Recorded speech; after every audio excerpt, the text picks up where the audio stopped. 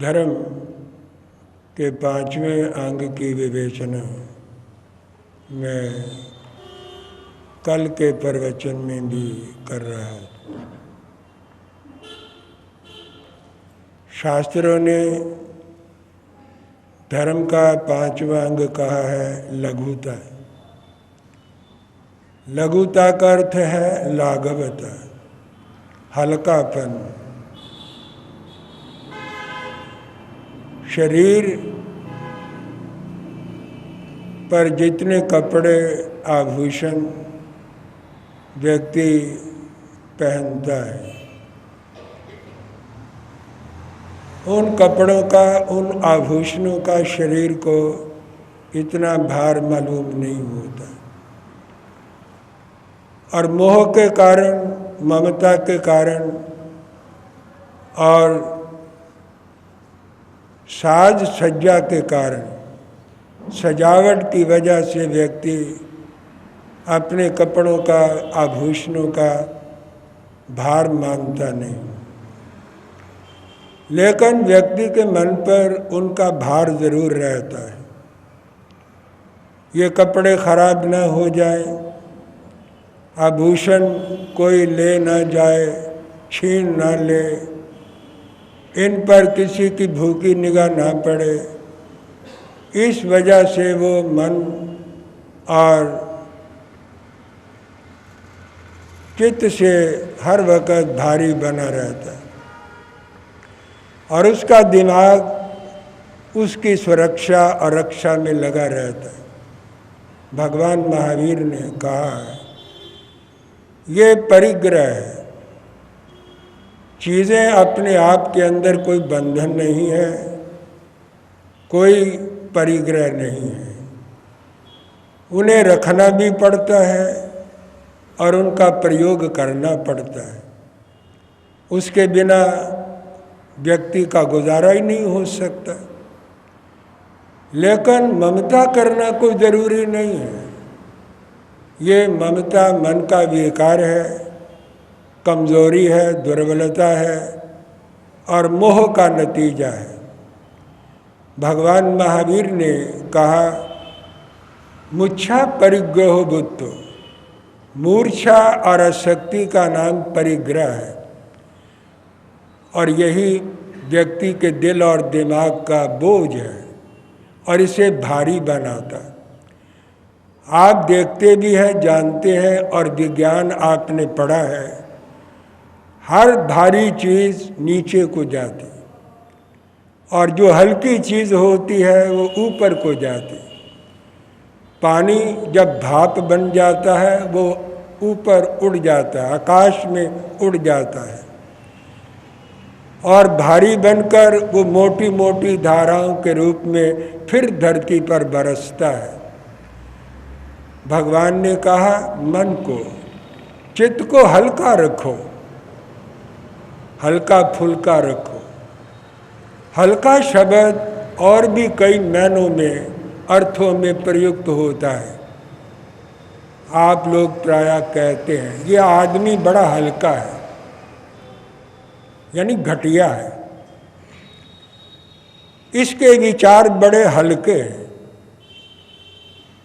और ये हल्की बातें करता है। यहाँ पर हल्के का मतलब घटिया से है। एक शब्द के अनेक अर्थ होते हैं। जिस व्यक्ति को घटिया बताना होता है, लोग कहते हैं ये आदमी बड़ा हल्का आदमी है, हल्की बातें करता है, इसके चिंतन विचार बड़े हल्के हैं, तो इसका मतलब वो तुच्छ है, अर्थात घटिया घटिया काम करता है, घटिया बातें करता है और ये आदमी ही बहुत घटिया है। लेकिन यहाँ पर जो लघुता शब्द का प्रयोग किया गया है, वो परिग्रह का जो चित्त के ऊपर, मन के ऊपर भार रहता है, उस भार को उतारना, ये अपने मन और चित्त को हल्का करना है। ये भार दो तरह से उतरता है, या तो चीज़ों को छोड़ दिया जाए या चीज़ों के मोह को छोड़ा जाए। चीज़ों को गृहस्थी नहीं छोड़ सकता, उसे रखनी पड़ेंगे। लेकिन भगवान महावीर ने कहा वो उसकी मर्यादा ज़रूर करे, लिमिट बांधे। लिमिट बांधने से, चीज़ों की लिमिट बांधने से पाप की लिमिट बन जाती। व्यक्ति लिमिट में ही कोई अशुभ कर्म करेगा, पाप का अनुबंध लिमिट में होगा। अगर चीज़ों की लिमिट नहीं है तो फिर मोह, लोभ, आसक्ति के कारण व्यक्ति अधिक से अधिक चीज़ों को इकट्ठा करने का प्रयत्न करेगा, करता है। उसके लिए अन्याय भी करेगा, शोषण भी करेगा, जुल्म भी कर सकता है, अनधिकार चेष्टा भी करेगा और दूसरों की चीज़ों को नाजायज ढंग से वह हथियाने की कोशिश भी करेगा, क्योंकि उसे ख्याल बन गया है कि दुनिया की चीज़ों के अंदर ही सुख है।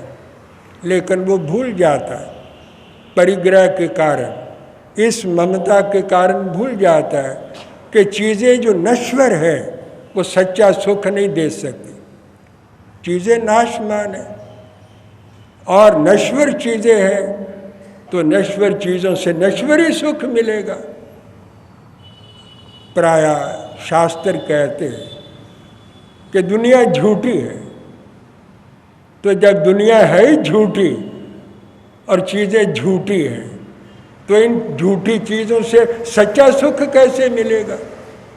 झूठे आदमी से कोई सुख मिलता है, कोई शांति मिलती है? कभी भी नहीं मिलती। जब दुनिया झूठी है तो झूठी दुनिया से कभी सच्चा सुख प्राप्त नहीं हो सकता। नश्वर चीज़ें हैं, नाशमान चीज़ें हैं, तो इन नाशमान चीज़ों से सच्चा सुख तो मिलेगा ही नहीं। लेकिन व्यक्ति मोह के कारण परिग्रह के जाल के अंदर फंसा हुआ है। या तो इन्हें छोड़ दिया जाए तब सुख होगा, या इनका मोह छोड़ दिया जाए, ममता छोड़ दी जाए। अगर पूरी तरह ना भी छूटे तो लिमिट बांधी जाए, मर्यादा की जाए और सारी चीज़ों को मर्यादा में रखा जाए। आपकी कोठी बहुत बड़ी है, बहुत बड़ी कोठी बना ली, लेकिन जब व्यक्ति रात को सोता है सारी कोठी में पांव पसार के सोता है। यहाँ से लेकर वहाँ तक वह अपनी टांगें पसार लेता है, सारी कोठी पर कब्जा करके सोता है। केवल एक बेड है, 6 फुट का है, एक बिस्तर है, एक चदरिया है, एक तलाई है, एक रजाई है।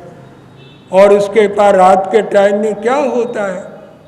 केवल सोने के लिए एक बेड चाहिए, एक खटिया चाहिए, एक चारपाई चाहिए, एक दरी चाहिए, एक बिछौना चाहिए, ऊपर ओढ़ने के लिए एक चदरिया चाहिए, सर्दी है तो ये रजाई चाहिए। और क्या लेके सोता है? लेकिन उसे इस बात की बड़ी खुशी है कि उसकी कोठी बहुत बड़ी है, उसमें बहुत सामान है, साजो सामान बहुत है, अलमारियों में पड़ा हुआ है और आपने जमा किया हुआ है। शरीर के साथ उसका कोई संबंध नहीं रहता, लेकिन मन के साथ संबंध बना हुआ है। मन के साथ उन चीज़ों का संबंध बना रहता है कि मेरे पास ये है, मेरे पास वो है, मेरे पास इतना है, टाइम आएगा मैं इस्तेमाल कर सकता हूँ, मैं प्रयोग कर सकता हूँ, मुझे कोई तकलीफ नहीं होगी, मुझे मांगने की ज़रूरत नहीं है। बस इतनी तस्कीन है, इतनी तसल्ली है, इतना उसे संतोष है और उसी संतोष का उसे सुख प्राप्त होता है। चीज़ें तो मकान में पड़ी रहती है, लेकिन मन का संबंध उन चीज़ों के साथ जुड़ा रहता है, तो मन का ही सुख है। अगर वो चीज़ें कोई ले जाए, छिन जाए, नष्ट हो जाए, कोई चोरी में चली जाए, चोरी उठा करके रात में के वक़्त ले जाए, तो फिर दुख होना भी स्वाभाविक है। उसी रेशो से दुख होता है। Action and reaction and equal and opposite. हर चीज़ जो जितना सुख देती है उतना वो दुख भी देती है। भगवान ने कहा चीज़ों के साथ केवल मन का संबंध है, मन ही हल्का होता है खुशी से, मन ही भारी होता है वियोग में। तो परिग्रह सारे दुखों का मूल है। इसमें दुख ज़्यादा है, सुख बहुत थोड़ा है। बहुत कम सुख है, इसके अंदर दुख बहुत ज़्यादा व्यक्ति को भोगना पड़ता है। और ये सारे पापों का मूल है। हिंसा व्यक्ति इन्हीं चीज़ों के लिए करता है, अन्याय करता है, हिंसा करता है, झूठ बोलता है, चोरियां करता है, ठगियां करता है और दूसरों के साथ गद्दारी करता है, मक्कारी करता है। ये किन चीज़ों के लिए करता है? इस परिग्रह के लिए करता है। व्यभिचार का ये मूल है ही। व्यभिचार तो सबसे बड़ा परिग्रह है। तो सारे पापों की ये जड़ है।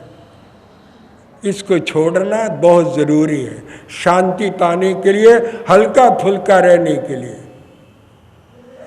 और जितनी मात्रा में व्यक्ति त्याग कर सकता है उतनी मात्रा में उसे सुख मिलता है। जितनी मात्रा में इसके साथ जुड़ता है उतनी मात्रा के अंदर वह अपने लिए दुख पैदा कर लेता है। मुनि त्याग मार्ग का पथिक, ये 3 करण 3 योग से चीज़ों का त्याग करता है, प्रतिज्ञा करता है या नहीं करता, कितना करता है, कितना कर सकता है ये उसे पता है। लेकिन सच्चाई तो सच्चाई रहती है। अगर वो नहीं करता तो दुखी भी रहता है, परेशानी उसे भी होती है। जितना वो त्याग करता उतना सुखी होता है। और गृहस्थी के लिए भी यही नियम लागू होता है, जितना त्याग करेगा उतना सुखी रहेगा, जितना लिपटेगा उतना वो दुख के साथ लिपटने वाली बात है। स्वामी राम तीरथ का नाम आपने सुना है, बड़े अच्छे महात्मा थे, वेदांती थे, एको ब्रह्म द्वितीयो नास्ति को मानते थे। एक ब्रह्म है और दूसरा कोई नहीं। और जो बाहर माया नजर आती है वो भी ब्रह्म के कारण नजर आती है। ब्रह्म माया को देखता है, माया ब्रह्म को नहीं देखती, ना देखने देती है। परिग्रही व्यक्ति ब्रह्म को, आत्मा को देख ही नहीं सकता। लेकिन परमात्मा जो है, ब्रह्म है, वो माया को जानता है। लेकिन माया ब्रह्म को जानती नहीं और ब्रह्म को जानने देती नहीं। वो वेदांती थे। हिंदुस्तान से वो जापान चले गए, जापान से अमेरिका जा रहे थे, भगवा कपड़ा पहना हुआ था, जहाज में चढ़ करके अमेरिका जा रहे थे। और जहाज समुंदर के वक्षस्थल के ऊपर चलता चलता वो सैन फ्रांसिस्को के बंदरगाह के ऊपर पहुंच गया। सब यात्री धीरे धीरे उतरने लगे। अब परिग्रह की बात कर रहा, जो भी परिग्रह को छोड़ेगा वही सुखी है, वही ब्रह्म को देख सकता है, वही आत्मा को पा सकता है, वही शांति पा सकता है, वही हल्का फुल्का हो सकता है। नहीं तो भारी भारी है, भारी चीज नीचे गिरती है। भगवान महावीर ने कहा भारी आत्मा कर्मों से होती और कर्म परिग्रह के कारण होते। आत्मा जो भारी होती है वो नरक में जाती है या तिरंच गति उसे प्राप्त होती है। देवलोक तो प्राप्ति नहीं होता, देवलोक ऊपर है, वो नीचे नहीं है, नरक नीचे है। इसलिए भारी आत्मा नरकगामी होती है, नरक में जाती है। परिग्रह व्यक्ति को नरक में ले जाता है। जितने परिग्रही लोग हुए हैं चक्रवर्ती, अगर दीक्षा ले लेवे तो मोक्ष प्राप्त करते साधना करके, नहीं तो बहुत से चक्रवर्ती अगर काम भोगों के अंदर रहे तो वो नरकगामी होते। काम भोग व्यक्ति को नरक में ले जाता है और काम भोगों को पूरा करने के लिए व्यक्ति परिग्रह इकट्ठा करता है और भारी होकर के नरक में चला जाता है। या त्रंच गति को प्राप्त करता है, आप नहीं चाहते। लेकिन आपको ऐसे हल्का होना है जैसे कि स्वामी राम तीरथ थे। जब सैन फ्रांसिस्को की बंदरगाह पर वो जहाज पहुंचा, सभी यात्री उतरने लगे, लेकिन स्वामी राम तीरथ जहाज के डेक के ऊपर ऐसे चहलकदमी कर रहे थे, घूम रहे थे। सब यात्री उतर गए। एक अमेरिकन यात्री था, धार्मिक था, सज्जन था। धार्मिक व्यक्ति धार्मिक को देखता है, अधार्मिक तो देखता ही नहीं, वो दूर ही चला जाता है, या डरता है, भय खाता है, या मजाक करता है, वो उससे कुछ लेता नहीं। वो धार्मिक था। वो उनके पास आ गया और उसको पूछने लगा। सब यात्री उतर गए, आप क्यों टहल रहे हैं? आप चहलकदमी क्यों कर रहे हैं? आप कौन हैं? पहला प्रश्न उसका ये था। स्वामी राम तीरथ को उसने कहा, आप कौन हैं? मैं सन्यासी हूं, भारतीय सन्यासी।